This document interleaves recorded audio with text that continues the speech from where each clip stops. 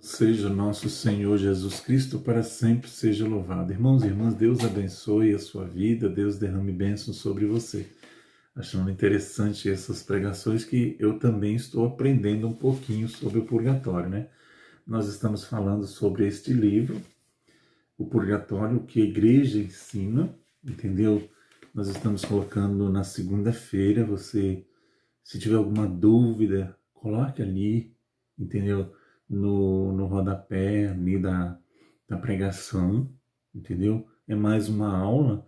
Nós já estamos, se eu não me engano, na oitava aula. Agora vamos para a nona aula, entendeu? E aqui nós estamos vendo, como nós paramos semana passada,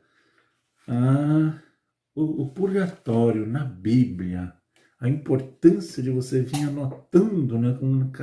É uma aula, é um tema, mas mas assim, para a gente aprender, entendeu? Para a gente aprender um pouquinho sobre o purgatório. E eu vou falar a verdade com vocês que também estou meditando. É mais catequético do que espiritual, né? Então, o purgatório na palavra de Deus, né?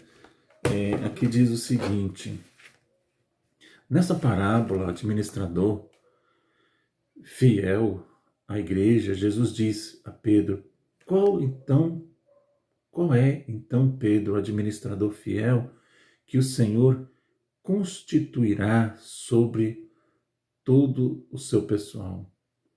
O cristão que for infiel receberá a visita do seu Senhor no dia em que não o esperar, dia de sua morte. O Senhor o mandará no destino dos infiéis, porém a parábola indica que haverá outros tipos de administradores. Se você for conferir, né, nessa passagem, Lucas 12, de 45 a 48, o Senhor mandará ao destino dos infiéis, porém a parábola indica que haverá outros tipos de administradores e outros tipos de destino. Aquele que conhece a vontade de Deus, mas não se preparou como convinha para a sua volta, será açoitado com golpes, numerosos golpes. Aquele que ignora a vontade do seu Senhor e fizer coisas repreensíveis será açoitado com poucos golpes, né?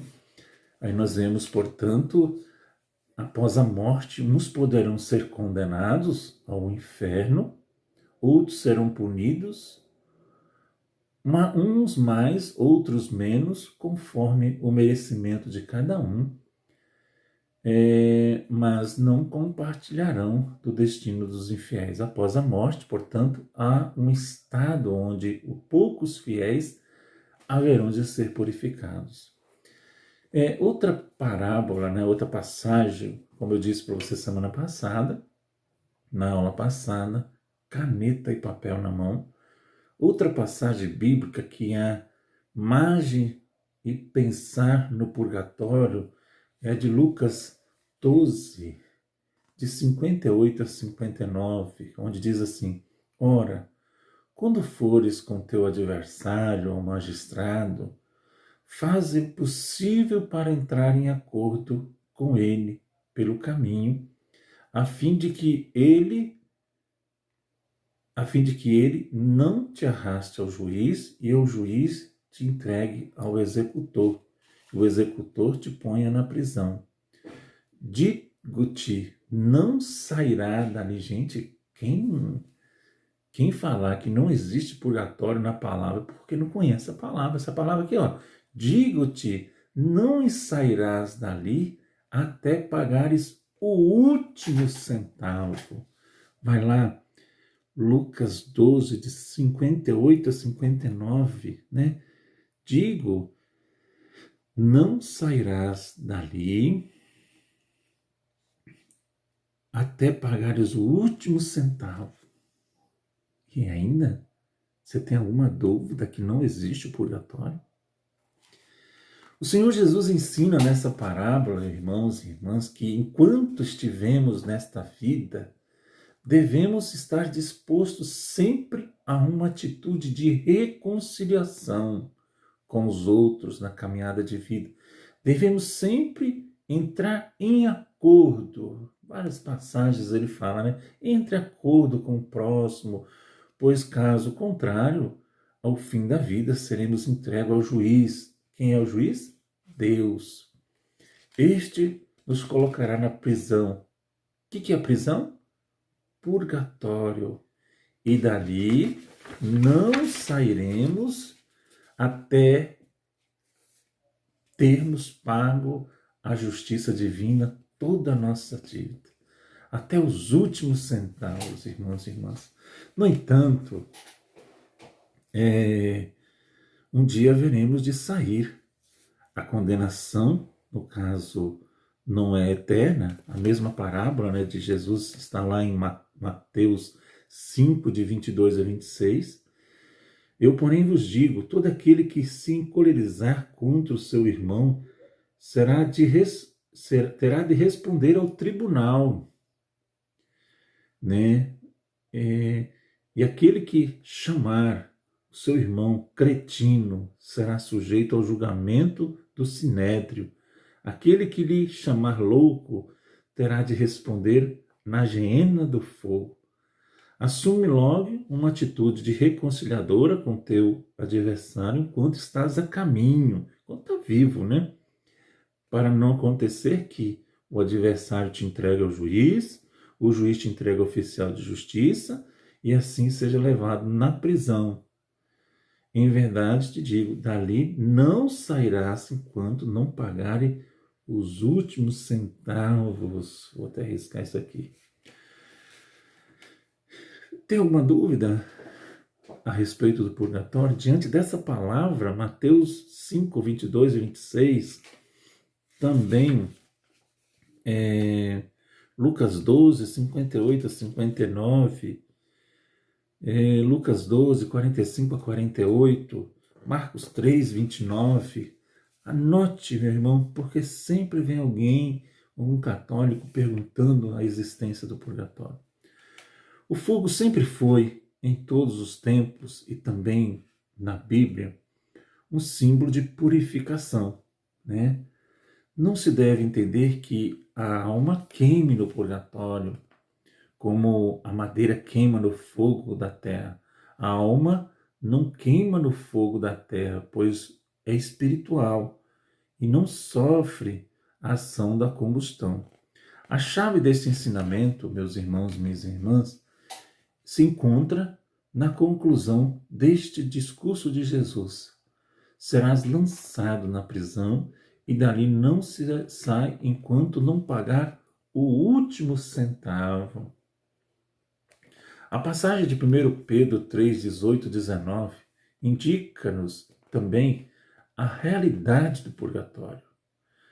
Pois também Cristo morreu uma vez pelos vossos pecados, padeceu a morte em sua carne, mas foi vivificado quando ao Espírito. E nesse mesmo Espírito que ele foi pregar aos espíritos que eram detidos na prisão, aqueles que outrora, nos dias de Noé, tinham sido rebeldes. Por isso, o Evangelho foi pregado também aos mortos, para que, embora sejam condenados em sua humanidade de carne, vivam segundo Deus quanto ao Espírito. Nessa prisão, ou limbo, né, dos antepassados, onde os espíritos dos antigos estavam presos, onde Jesus Cristo foi pregar, durante o sábado de Aleluia, né, você pode ver no Catecismo da Igreja Católica também que fala, né, a igreja viu uma figura do purgatório. O texto indica que Cristo foi pregar àqueles que outrora, nos dias de Noé, tinham sido rebeldes. Temos, portanto, um estado onde as almas dos antepassados aguardavam a salvação.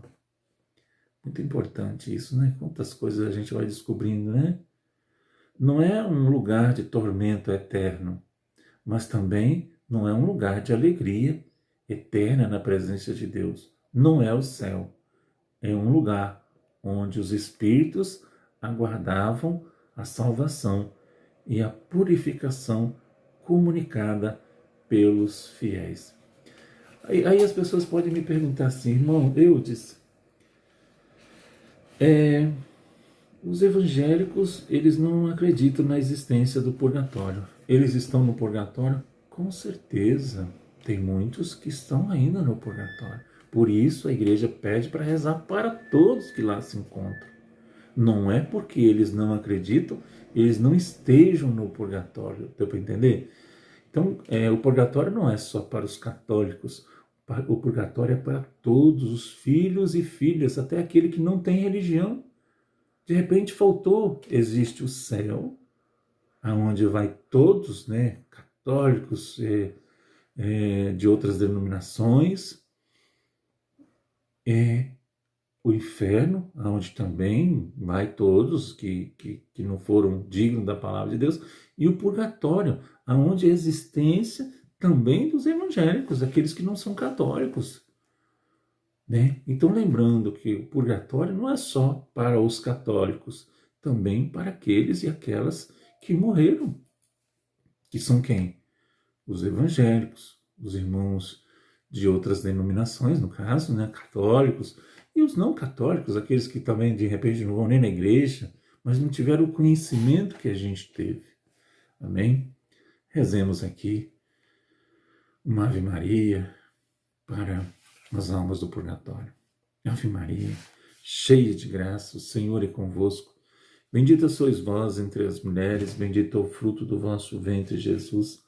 Santa Maria, Mãe de Deus, rogai por nós, pecadores, agora e na hora de nossa morte. Amém. Louvado seja nosso Senhor Jesus Cristo, para sempre seja louvado.